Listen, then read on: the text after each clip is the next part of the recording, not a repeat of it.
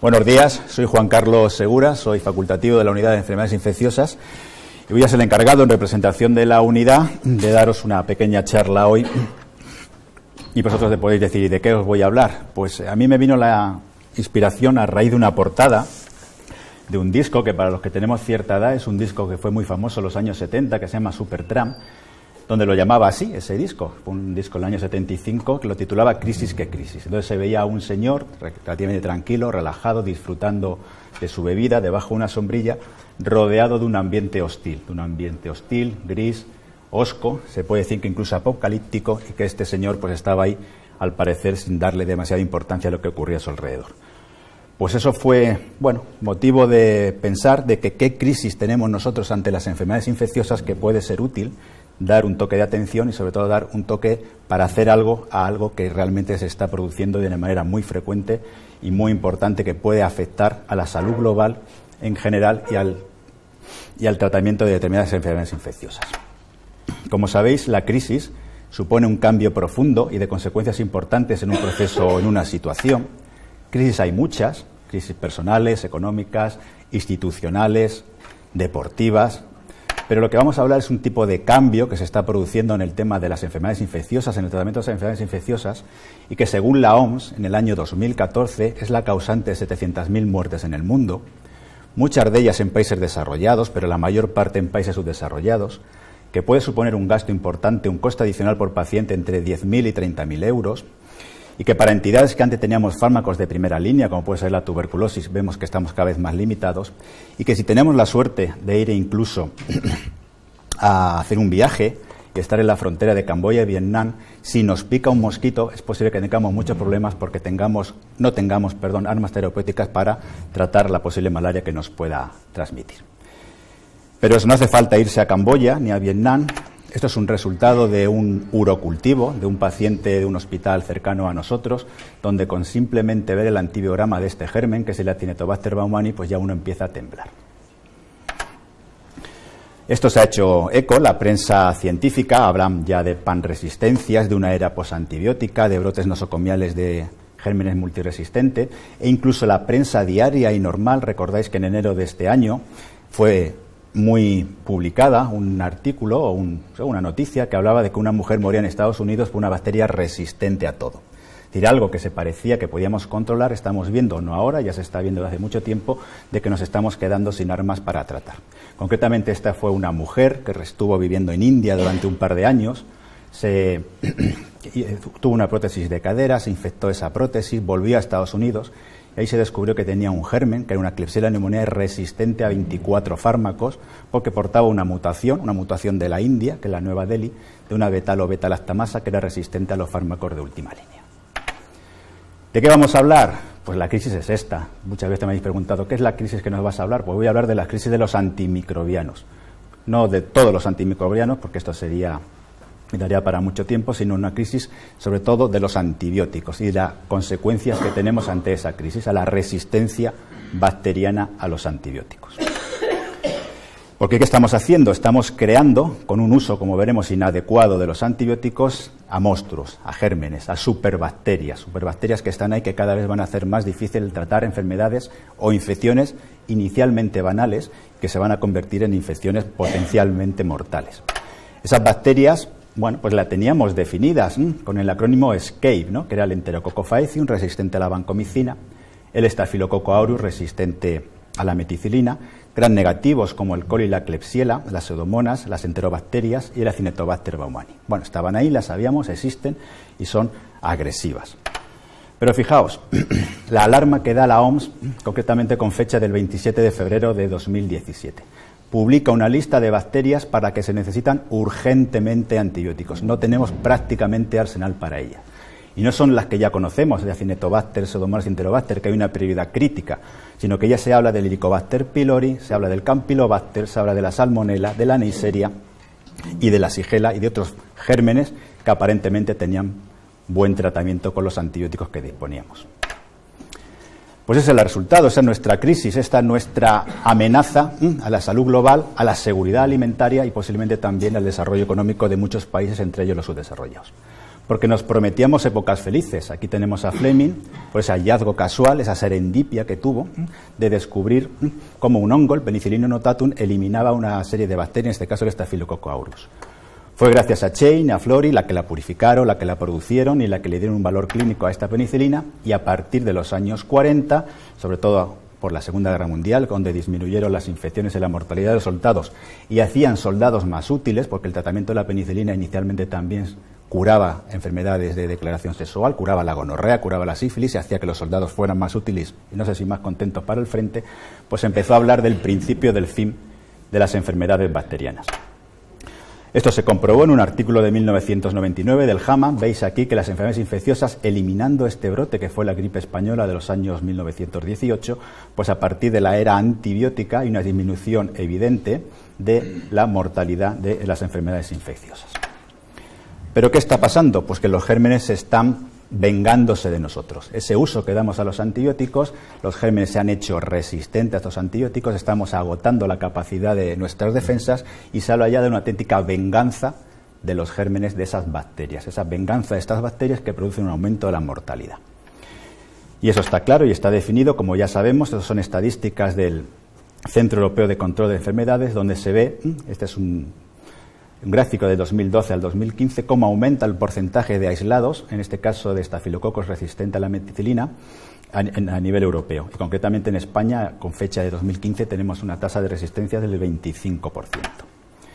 Si hablamos de gran negativo, la Klebsiella pneumoniae. Y Klebsiella pneumoniae es resistente a nuestros fármacos, nuestras armas de destrucción masiva, como son los carbapenémicos. Pues tenemos en España una resistencia de Klebsiella pneumoniae de 2,2%.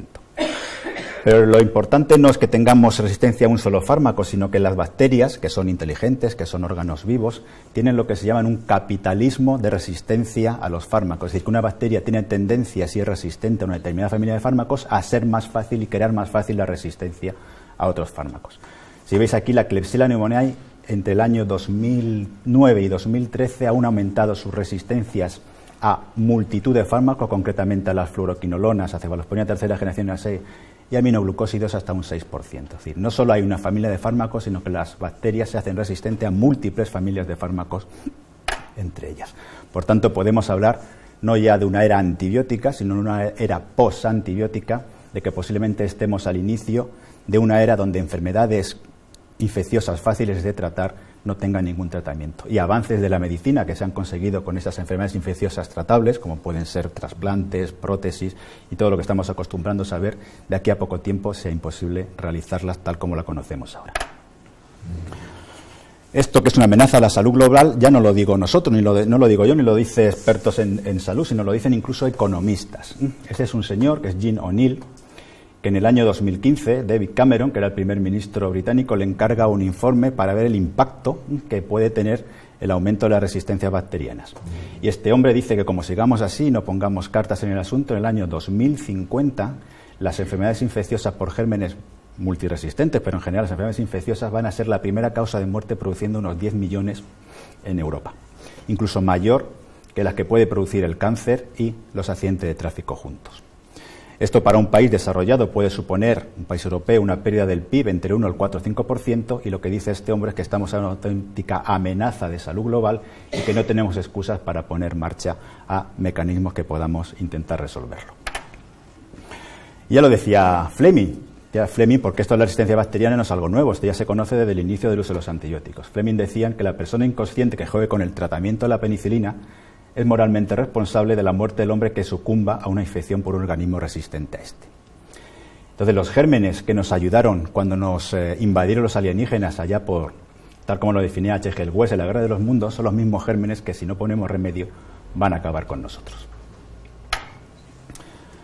En fin, tenemos un problema, tenemos armas que no podemos utilizar tal como la desearíamos, pero el dato interesante es por qué hemos llegado a esta situación, porque esto es prácticamente acción por culpa nuestra. Y hemos llegado a esta situación por tres motivos, básicamente. Por un abuso de antibióticos, porque las bacterias son órganos vivos y se adaptan a la presión que nosotros les sometemos, y porque si encima que tenemos armas, son armas que no nos permiten luchar contra los gérmenes, la industria no está por la labor de crear nuevas armas y tenemos una guerra mal financiada. Estos son datos del 2004, donde hay una relación evidente entre los antibióticos que se consumen en la comunidad y el aumento de resistencias. Si vemos las dosis diarias definidas por 1.000 habitantes, vemos que cuanto más antibiótico hay, más tasa de resistencia, en este caso hay para el Streptococcus pneumoniae resistente a la penicilina, o para la resistencia al macrólido, o del Streptococcus pyogenes resistente también al macrólido. Aquí veis que España ocupa un lugar prioritario en la resistencia y en el consumo de antibióticos. Pero me llamó la atención esto. Esto es una encuesta que se hizo en abril del 2016, una encuesta a nivel europeo, donde en España participaron 1.053 pacientes. Se hicieron durante el mes de abril una encuesta telefónica. Entonces le preguntaban a los que entrevistaban, oye, ¿has utilizado alguna vez antibióticos y qué te parece el uso de antibióticos? Bueno, pues aquí se demostró que España también ocupa un prioritario papel en el uso y consumo de antibióticos. Ocupamos el segundo lugar a nivel de la Unión Europea en el uso de antibióticos y que ha aumentado hasta 9 puntos conceptuales sobre una encuesta previa que se había realizado en el 2013. Pero lo que me llamó también la atención es que realmente no sabemos o no sabe la población general para qué usa los antibióticos, porque muchos de ellos piensan, sí es verdad, que los antibióticos son innecesarios en muchas ocasiones, pero la mitad de la población a la que se entrevistó piensa que los antibióticos son útiles para tratar gripes, resfriados o cuadros catarrales. Es decir, lo que realmente falta es una información adecuada y veraz que diga para qué son útiles los antibióticos y no utilizarlos cuando no se merecen. Esto a nivel comunitario, a nivel de encuesta telefónica, pero en un ámbito donde realmente se supone que debemos conocer el uso adecuado de los antibióticos, pasa también algo semejante. Esto es un trabajo publicado en el 2003, donde se vio un hospital de 650 camas, no incluía la UCI, un estudio descriptivo y observacional de 2 semanas, las causas de por qué se utilizaban mal los antibióticos y la cantidad de días de uso innecesario que se hacían de los antibióticos. Y llegaron a observar que hasta un 30% de días se utilizaban de manera innecesaria esos antibióticos. Las causas más frecuentes, pues la que sabemos todo el mundo, ¿no? No había infección bacteriana y utilizaban antibióticos, ejemplo, pues una trombosis venosa profunda que se confunda con una celulitis, datos de colonización o contaminación, bacteriurias asintomáticas, que se utilizaban antibióticos, tener un antibiograma y no desescalar de manera adecuada, hacer una combinación redundante, utilizar un espectro inadecuado cuando no se debe hacer, pero sobre todo la causa principal del uso inadecuado del antibiótico es la duración que ocurría hasta un 33% de los casos. Damos más antibióticos y durante más tiempos. No hace falta irse a un hospital americano. Esto es datos de un estudio que se está realizando, son datos muy preliminares y que se ve lo que realmente pasa a día de hoy y cercano a nosotros. Este es un servicio quirúrgico de un hospital regional de aquí de Castilla-La Mancha y es un estudio que hace un servicio de farmacia sobre cómo se utiliza y cómo se desescala la piperacilina tazobactam.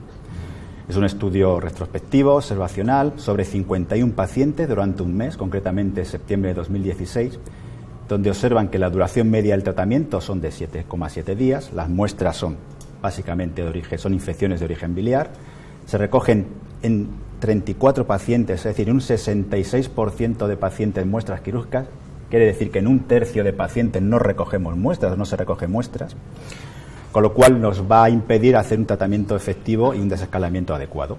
De los que se recogen muestras tenemos un antibiograma de 21 casos, pero aun teniendo el antibiograma y hay posibilidad de desescalar, solo se desescala en 5 de los 18 que tenemos posibilidades, es decir, en un 27% de los casos. Es decir, que aunque la población en general no sabe para qué se utilizan los antibióticos, se supone que gente experta, como podemos ser los que nos dedicamos a esto, tampoco tenemos claro cómo usar los antibióticos.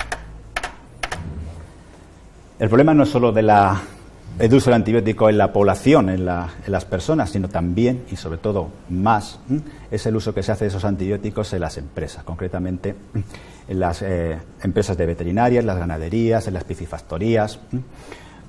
Veis aquí que el consumo de antibióticos es importante para infecciones bacterianas en pacientes enfermos, pero que triplica ese consumo de antibióticos, esos antibióticos vendidos en las industrias que se dedican a granjas o a ganado o a temas de la industria agroalimentaria. Es decir, que el problema no solo reside en lo que hacemos nosotros, sino en lo que le damos también a los animales y las industrias. Incluso hay un dato curioso que me llamó la atención, que se utilizan incluso antibióticos para prevenir la corrosión de los oleoductos.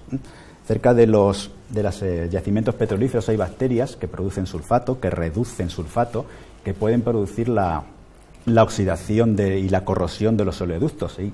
Se impregnan los terrenos de yacimientos petrolíferos de este tipo, se dan antibióticos, se emplean antibióticos y estos antibióticos pasan por el agua, por los alimentos y pueden llegar a la población general.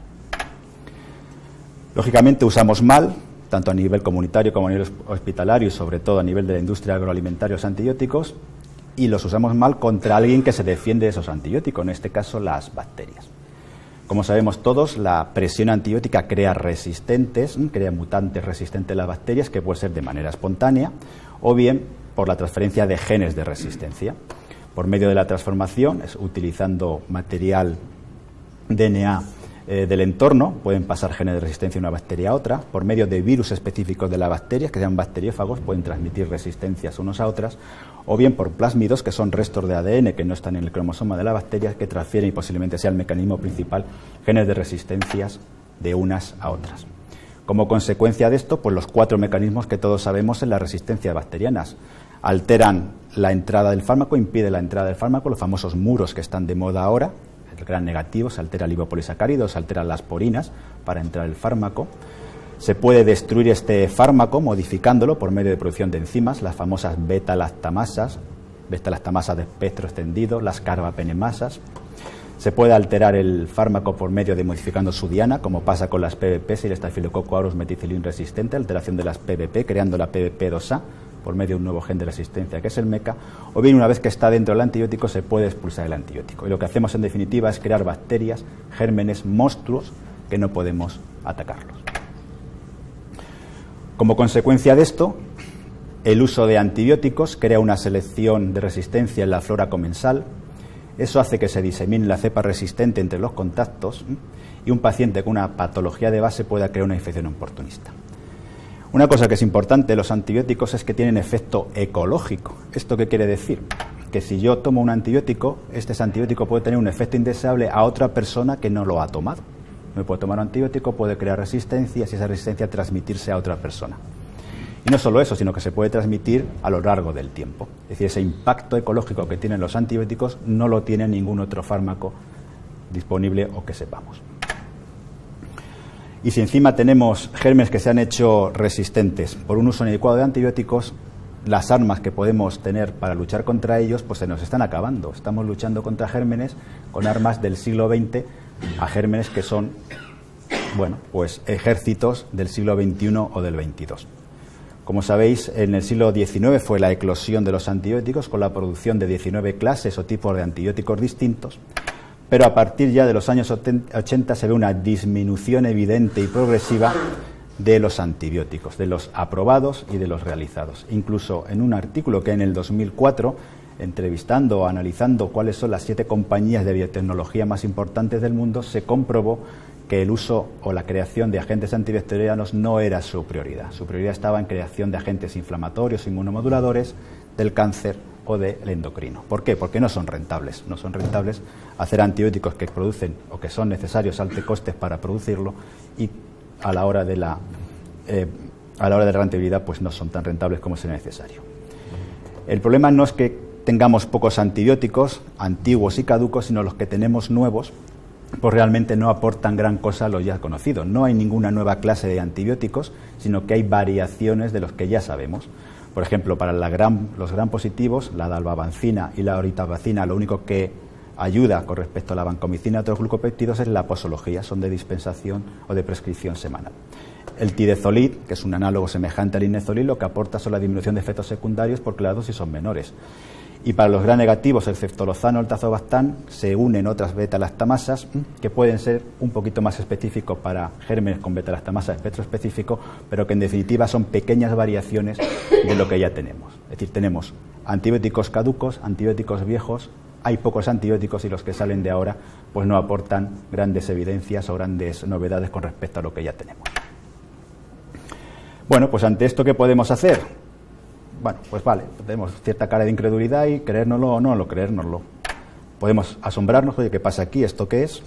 O podemos alarmarnos. Pero lo que tenemos que hacer es actuar. Y ese es el motivo de la charla, concienciar de que esto existe y cómo podemos actuar. ¿Y qué podemos hacer ante la resistencia bacteriana? Pues no es una lucha individual, es una lucha que ocupa grandes estamentos de la sociedad y ámbitos nacionales e internacionales. Ya hay una estrategia mundial de la OMS para contener la resistencia a los antimicrobianos. Sabemos que existe un plan estratégico del Ministerio de Sanidad para delimitar y seleccionar el riesgo y la resistencia a los antimicrobianos. Y bueno, hay planes en el hospital que están todavía un poco más embrionarios, que todavía no podemos definirlos. Pero mientras tanto y mientras llegas esto, pues tenemos que defendernos de las bacterias y de los gérmenes. ¿Cómo? Pues utilizando, como en cualquier guerra, se utilizan reconocimiento lo más precoz del enemigo y utilizando las armas que podemos disponer. ¿Cómo reconocemos al enemigo? Pues aquí hay muchas técnicas para reconocerlos. Todo depende de la rapidez, de la precisión, de la viabilidad, de qué accesibilidad económica tengamos y qué datos o qué procedimientos diagnósticos tengamos para reconocer que sean bacterias, qué tipo de bacterias y sobre todo la resistencia de bacterias. En nuestro hospital disponemos de microscopía, cultivo, antígenos, espectrometría de masas, que es cuantificar las proteínas de las bacterias en función de su masa, y podemos reconocer fácilmente y rápidamente bacterias y las resistencias a algunas bacterias. No disponemos de técnicas moleculares salvo para estudios de colonización y no disponemos de secuenciación de genoma completo, con lo cual la batalla entre bacterias se nos hace un poco tardía. Pero podemos disponer de armas, y tenemos armas, y tenemos que rescatar antiguos antibióticos que teníamos olvidados. Si rescatamos antibióticos, le damos una nueva utilidad, evitamos el uso de antibióticos de más amplio espectro y alternamos las armas para hacer un tratamiento más eficaz. ¿Cuáles son los que tenemos olvidados? Pues el cotrimoxazol, las tetraciclinas, nitrofurantoína, fosfomicina, clindamicina y la colistina. Bueno, aquí se resume todos los ensayos que hay publicados y todos los estudios que se han publicado sobre el uso de estos antibióticos, tanto para gram positivos multiresistentes como para gram negativo, y su utilización para gérmenes multiresistentes para determinadas entidades, tanto para endocarditis, infección de piel y partes blandas, infecciones de válvulas o infecciones protésicas. Y veis que ese arsenal está ahí, está disponible, habitualmente se utiliza en combinación, pero que no nos debemos olvidar. Podemos, y eso ya pertenece más al estudio y a la investigación, crear nuevas dianas. Se ha visto en un artículo, por ejemplo, que el Streptococcus pneumoniae hay genes que alteran la homeostasis y los canales del zinc, y hay genes que producen isoprenoides que se localizan en la membrana y son responsables de la virulencia. Investigaciones que pueden llevarnos en ese sentido pueden darnos nuevas armas terapéuticas. Y también tenemos otras estrategias, desde los trasplantes de la microbiota intestinal o coger gérmenes comensales, como puede ser Staphylococcus lugdunensis, que se sabe que produce una sustancia, que es la lugdunina, que inhibe el crecimiento o la colonización del Staphylococcus aureus en la mucosa nasal. O bien gérmenes marítimos, como puede ser derivado del Streptomyces, se produce un antibiótico nuevo, que es la antracimicina, que da resultados, parece ser que espectaculares para el antras y para el Staphylococcus aureus meticilin resistente. Y mientras llega unos nuevos cambios que podamos ayudar, lo que tenemos que hacer es intentar luchar contra estas infecciones bacterianas con las armas que tenemos. ¿Pero qué podemos hacer nosotros? Sí, todo está muy bien a nivel institucional, a nivel global, pero ¿qué realmente hacemos nosotros o qué podemos hacer? Porque tal como os estoy diciendo, y a mí me preocupa, y porque yo lo uso, y porque es difícil usarlos, sabemos que los antibióticos curan, pueden ser seguros, que tienen su impacto ecológico y que cualquier médico hemos puesto alguna vez o hemos prescrito alguna vez antibiótico, de cualquier especialidad. Pero cuando hay que usar antibióticos siempre tenemos que hacer la misma pregunta. ¿Está indicado su uso? ¿Tenemos cultivos con lo cual puede dirigir uso de antibióticos? ¿Podemos usar un fármaco? ¿Uno? ¿Varios? ¿Puedo escalar? ¿Qué dosis utilizo? ¿Qué dosis? ¿Qué vía utilizo también? ¿Cuánto tiempo? ¿Me adecuo a la resistencia del hospital? Es decir, que los antibióticos, por lo menos a mí me parece muy difícil utilizarlos cuando voy a plantear alguna vez su uso, y que en teoría todo el mundo debemos hacer nuestras preguntas para hacer un uso adecuado y prudente de los antibióticos. Y más ahora que están cambiando ciertos paradigmas. Antes los antibióticos, los días de duración se clasificaban en semanas, 7, 14, 28 días. Pero ahora estamos viendo que cuanto más corto es mejor, y hay que estar informado y hay que estar al día, porque se está viendo que incluso tratamientos cortos de 3 a 5 días para la neumonía comunitaria pueden ser tan eficaces como tratamientos largos. Para la osteomielitis crónica con 42 días puede ser suficiente, y la pielonefritis entre 5 y 7 días con eso puede ser también adecuado, y no alargarnos a la hora de utilizar antibióticos. Es decir, que son difíciles a la hora de utilizarlos. Y no lo digo yo, lo dice, bueno, pues nuestra experiencia diaria, sino lo dice gente también importante, gente que está puesta al día del uso de los antibióticos, que nos dice que la prescripción de antibióticos nos reafirma que es muy difícil debido a la complejidad actual y que hay que tener en cuenta ese aumento de resistencia que estamos observando, que necesitamos una alta exigencia y cualificación y que tenemos que tener en cuenta cada vez que prescribamos algún antibiótico el contexto que se hace y sobre todo tener en cuenta que hay resistencias y que tenemos que apoyarnos en formación y herramientas para hacerlo de una manera adecuada. Aquí tenemos algunas herramientas y aquí disponemos de formación para hacer un uso de los antibióticos de la manera más prudente posible. Tenemos charlas por gente de la unidad. El doctor Blancs hace poco tiempo dio una charla muy interesante sobre el tratamiento de las infecciones invasivas por enterobacterias multiresistentes. Sabemos que los servicios de medicina preventiva hacen un estudio junto a los de críticos para resistencia cero, bacteremia cero, neumonía cero y están al tanto. Podemos disponer, y los tenemos, los estudios de sensibilidad del año 2016 de todos los gérmenes que se han aislado en el área hospitalaria de Albacete. Tenemos protocolos también patrocinados por la Comisión de Infecciosa donde se pueden dar orientaciones sobre un uso empírico y adecuado de los tratamientos de determinadas enfermedades, y se ha puesto en marcha hasta hace poco el código SESI donde por medio de los servicios de urgencias de UCI pues se da un tratamiento precoz, temprano y adecuado a las enfermedades y a las infecciones severas que podamos tener. Pero bueno, tenemos esas herramientas, nos pueden ayudar, pero lo que realmente yo creo que nos falta aquí, y por eso también es un motivo para hacer esta charla, son programas de optimización de antibióticos. Eso está avalado por la prensa científica a nivel internacional, donde se ha visto que esos programas pueden favorecer el uso adecuado de antibióticos y sobre todo disminuir esta resistencia de que estamos hablando. Y estamos diciendo de los programas de optimización de uso de antibióticos que también existen en España, en algunos hospitales, no en este, y es lo que se conoce como PROA, programas de optimización del uso de antimicrobianos. Son guías para implantar programas de mejora del uso del antibiótico, entra dentro de la calidad hospitalaria, de los programas de calidad hospitalaria. No es un capricho de un servicio o una unidad, sino que tiene que estar avalado por la institución, por el propio hospital, coordinado por la Comisión de Infecciones, y que en resumen lo que trata es de mejorar el pronóstico de las infecciones para disminuir los efectos tóxicos de los antibióticos y entre ellos las resistencias. Y como tercer objetivo y como algo tampoco que es prioritario, lógicamente reducir los costes. Ese PROA debe estar compuesto, según dicen aquí las guías, por un equipo de antibióticos que compete a cualquiera que tenga conocimiento sobre el uso de estos antibióticos, sea de medicina interna, de infecciosas, de microbiología, farmacia ocupa un papel importante, medicina preventiva, pero cualquier servicio o unidad que tenga relación con el uso de los antibióticos. Estos PROAs, lógicamente, para ser eficaces deben tener unos indicadores, tanto de consumo, días de dispensación definida, días de dispensación prescrita, estancias, resultados clínicos, tanto de mortalidad como morbilidad, y analizar los efectos adversos resistentes. Se basan en guías, se basan en protocolos, se basan en actividades formativas, y lo que no se basa son en actividades restrictivas. No es esa famosa restricción del uso de antibióticos que cuando alguien le impone algo, pues habitualmente es suficiente para que no lo cumpla.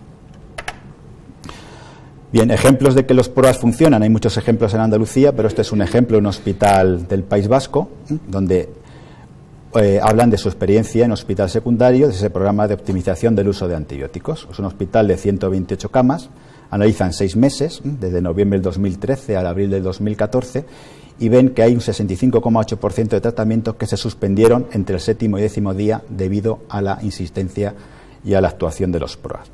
Básicamente porque se habían completado o porque no había ausencia de indicación. Ellos no encontraron diferencias clínicas en estancia media ni en reingresos, posiblemente porque el tiempo era poco, y que lo que sí vieron es que estos programas, aparte de reducir las resistencias o intentar reducir la resistencia y disminuir el uso de antibióticos, reducían el gasto farmacéutico, el consumo de estos fármacos y los costes por proceso, concretamente en un servicio que era el de cirugía general.